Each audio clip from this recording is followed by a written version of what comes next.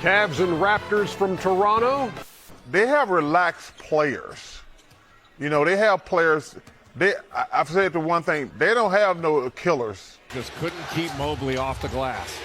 Harden back to work. Mid-range, short. Went right at Sam Merrill. Merrill defended pretty well, but just used his strength. Shed cut off Mitchell. And is it going to be an 8-second violation? Hey, I've seen this one. This is a classic. Mitchell with the ball.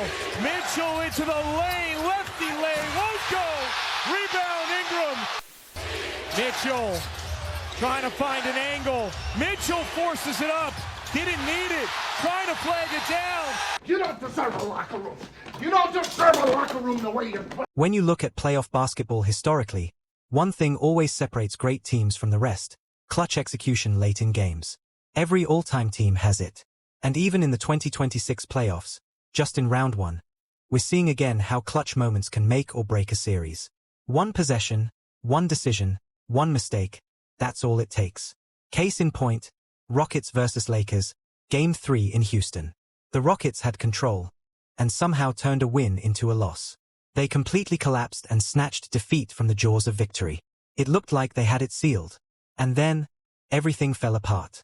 You sure about that? And the Rockets are going to be able to close this one out. You sure about that? Smart steps in front. Smith just had to get it to his teammate, and a foul is called. Second body, Hachimura, and he turns it over. Get it ahead for James. Slaps it over to Kennard. Lakers are down by 3 for the tie. It's good. Before we were Clutch City, you know what they called us? Choke City. That Rockets collapse? Easily one of the most embarrassing fourth quarters in recent NBA playoff history. Possession after possession, it was low IQ plays and straight-up bad basketball. Jabari Smith holds the ball. They win. Jae'Sean Tate doesn't foul. They probably win. Reed Shepherd just protects the ball. They win.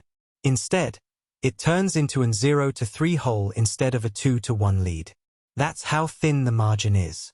Clutch time isn't just about Game 7s. It's about those swing moments when a series can flip entirely. Now shift to another series sitting at 2-1. Raptors versus Cavaliers, Game 4 in Toronto. This Cavaliers team is supposed to be experienced, a veteran group that's been through battles. But in a critical Game 4, their backcoat completely disappeared in the second half. Poor shooting, turnovers, and terrible execution led to a performance that simply wasn't good enough. Squirts it out. Another chance for Cleveland. Harden getting the boos. And Mitchell was out of bounds. Mobley out after picking up his fourth foul. Mitchell a 3.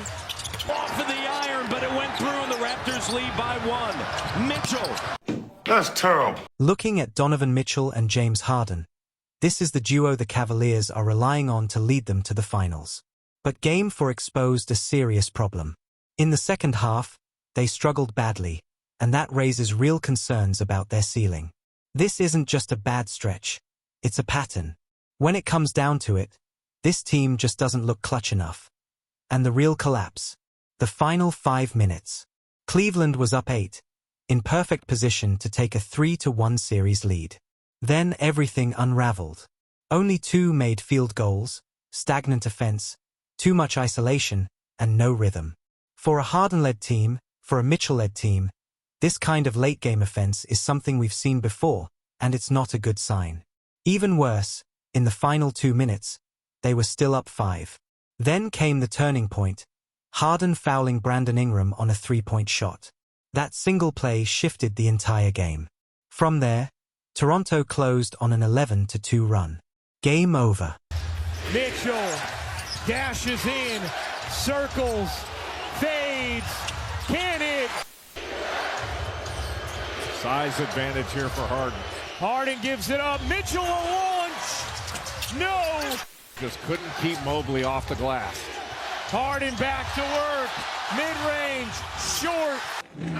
He's choking. Went right at Sam Merrill. Merrill defended pretty well, but just used his strength. Shed cut off Mitchell. And is it going to be an 8-second violation? Raptors lead. Mitchell with the ball. Mitchell into the lane. Lefty lane. Won't go. But wait, there's more. Barnes got them both. Mitchell trying to find an angle. Mitchell forces it up. Didn't need it. Trying to flag it down. Now look, the Rockets versus Lakers collapse was bad. But at least the Lakers made big-time plays to win it. This Cavaliers loss?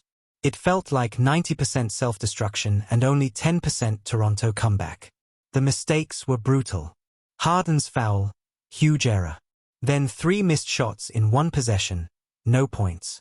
Next possession, an 8-second violation by Donovan Mitchell. Another costly mistake. And to end it, a heavily contested 3-pointer that didn't need to happen. This is why many fans don't fully trust Cleveland. Late in games, who do you rely on? Mitchell has had strong moments in his career, but in true clutch situations, there's still doubt. Even last year, despite a great regular season, he had a major playoff collapse. And in this game, we saw similar decision-making issues all over again. This is all you want in the NBA playoffs. 47 seconds, contact Mitchell and Nesmith, offensive. On the wing, Siakam attacks and lays it in. Do you foul here immediately if you're Rick Carlisle? I do. Oh, my goodness. There's a steal. Nembhard. Carlisle's going to let him play. Halliburton. Ball game. Steps back and hits. Now credit where it's due. Mitchell can hit big shots. He has delivered in the playoffs before. But consistency in clutch moments is what separates good players from elite superstars.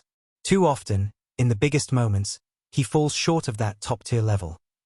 Even in this Game 4, the warning signs were there early. In the first half, Cleveland had every chance to take control. But Mitchell and Harden struggled badly. Poor shooting, turnovers, and inefficient play. Despite that, the score was still close. If they had stepped up even slightly, they could have blown Toronto out early. Instead, it turned into a brick fest with missed opportunities piling up.